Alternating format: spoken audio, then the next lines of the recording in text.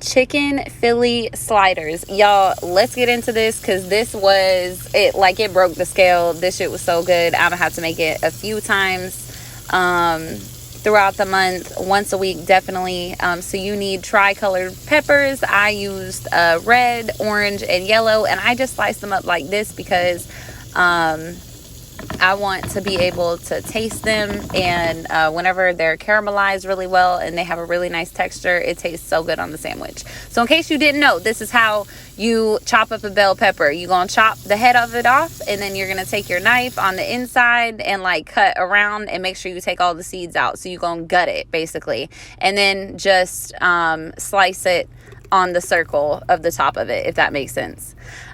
So I am going in with these seasonings. I was talking too much, so just pause the screen to go back. But I believe it's some Slap Your Mama, some Mrs. Dash chicken, salt, pepper, onion powder, and garlic powder. And then we're going to throw a little bit of butter and some oil in the pan. And then we're just going to start sauteing them on up. I did dice my chicken in little bites instead of pulling them this time. I always liked pulled chicken normally in my food, but we're gonna try something different this time. Oh, and then I also used the onion. I don't remember if I said that or not. So now we just gonna put a little vegetable oil on it. We're gonna season these veggies on up. I used some Slap Your Mama, oregano, some garlic powder, onion powder, salt, and pepper, and then I put some brown sugar in there. If you know, you know. You'll appreciate me later. Make sure to put that brown sugar in there.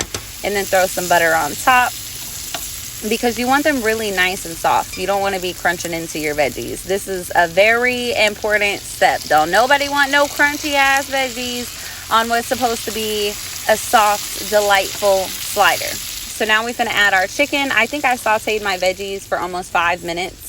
And then after we add in our chicken, we're going to throw on some sliced provolone cheese.